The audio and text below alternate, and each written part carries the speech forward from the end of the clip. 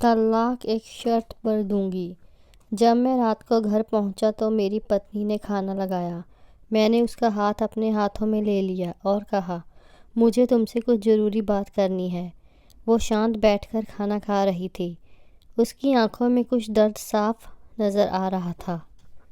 मुझे नहीं पता था कैसे कहूँ, मगर मुझे उसे बताना ही था। मैंने बड़ी शांति से कहा, मुझे तलाक चाहिए। लेकिन उसे मेरे शब्दों से कोई फ़र्क नहीं पड़ा, बल्कि उसने मुझसे पूछा, क्यों तलाक चाहिए। मैंने उसके सवाल को अनसुना किया तो उसे गुस्सा आ गया। उसने चम्मच उठाकर फेंक दिया और ज़ोर से चिल्लाई, तुम इंसान नहीं हो। उस रात हमने एक दूसरे से बात नहीं की। वो रो रही थी। मुझे पता था कि वो जानना चाहती थी कि आखिर ऐसा क्या हुआ जो हमारा रिश्ता टूटने की कगार पर आ गया। पर मेरे लिए उसके सवालों का जवाब दे पाना मुश्किल था। मैं अब किसी और से प्यार करने लगा था। अब मुझे उससे प्यार नहीं रहा। मैंने उसे उसके बरसों के प्यार की सज़ा दे दी। भरे मन से मैंने तलाक के पेपर तैयार किए। इस तलाक के बदले मैंने इसमें लिखा था कि वह पूरा घर, कार और कंपनी के 30% शेयर ले सकती है। लेकिन उसने पेपर को देखा और उनके टुकड़े टुकड़े कर दिए। वो औरत जिसने मेरे साथ जीवन के 10 साल बिताए थे, वो आज मेरे लिए अनजान हो चुकी थी। मगर मैं क्या करूं? जो हो चुका है उसे बदल नहीं सकता था, क्योंकि मैं किसी और से अपनी पत्नी से भी ज़्यादा प्यार करने लगा था। आखिर उसके सब्र का बांध टूट गया और वो फूट फूट कर मेरे सामने रोने लगी। जो मुझे लगा कि मेरे लिए उसका रोना एक तरह से उसकी रिहाई की तरह था। तलाक की ये बात जो कई दिनों से मुझे परेशान कर रही थी, अब बिल्कुल साफ़ हो चुकी थी। अगले दिन मैं घर काफ़ी लेट आया। मैंने देखा कि वो टेबल पर बैठकर कुछ लिख रही थी। मैंने शाम का खाना नहीं खाया, लेकिन फिर भी मैं सीधे ऊपर जाकर अपने कमरे में सो गया, क्योंकि पूरा दिन नीलम के साथ रहने और कई जगह घूमने के बाद मैं थक गया था। वो शायद रात को उसी टेबल पर लिखते लिखते सो गई थी। सुबह उसने तलाक देने की शर्त बताई। वो मुझसे कुछ भी लेना नहीं चाहती थी। उसे सिर्फ तलाक से पहले 1 महीने का समय चाहिए था।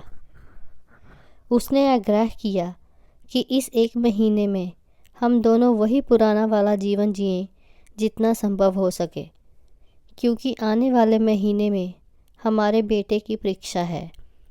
वह नहीं चाहती थी कि हमारे टूटे रिश्ते का प्रभाव उसकी पढ़ाई पर पड़े। मुझे भी ये ठीक लगा, मगर वो कुछ और भी चाहती थी।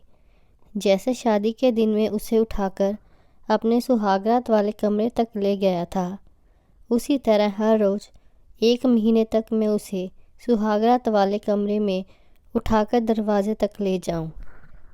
मुझे लगा ये पागलपन है, मगर इन आखिरी दिनों में थोड़ा अच्छा बनने के लिए मैंने उसकी शर्त स्वीकार कर ली। मैंने नीलम को अपनी पत्नी के सभी शर्तें बताई। वो हंसने लगी। उसे लगा मेरी पत्नी कितने भी तरीके अपना ले, तलाक होना तो तय है। मेरी पत्नी और मैं किसी से भी इस दौरान नहीं मिले थे, लेकिन उस दिन जब मैं उसे पहली बार उठाकर गेट तक लेकर गया तो हम दोनों काफ़ी अजीब महसूस कर रहे थे। पीछे से हमारा बेटा भी खिलखिलाकर खुश हो रहा था। अगले दिन ये काम थोड़ा आसान हो गया।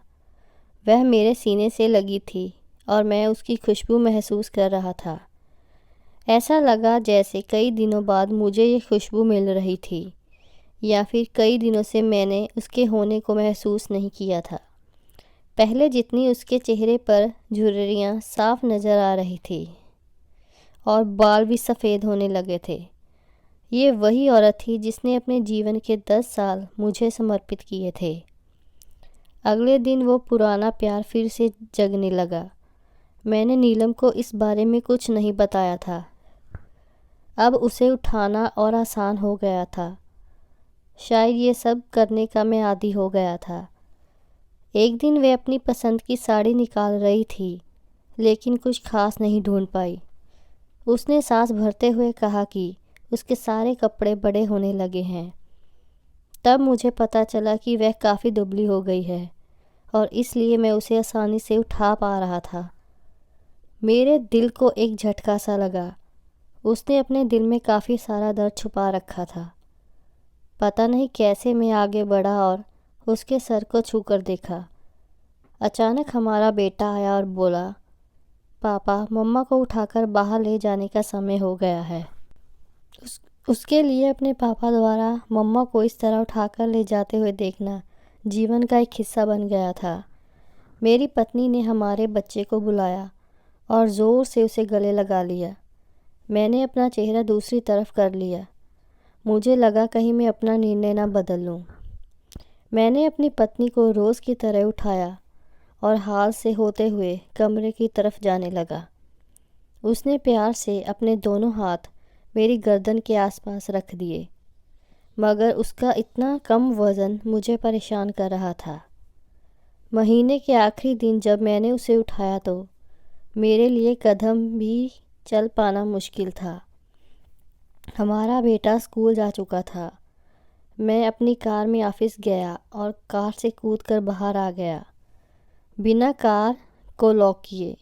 मुझे डर था कि अब एक पल की भी देरी मेरा इरादा बदल ना दे। मैं ऊपर गया। नीलम ने दरवाज़ा खोला और मैंने उसे कहा, सारी नीलम, अब मैं अपनी पत्नी से तलाक नहीं लेना चाहता। उसने मुझे देखा और मेरे सर पर हाथ फेर कर कहा, तुम्हें बुखार तो नहीं है?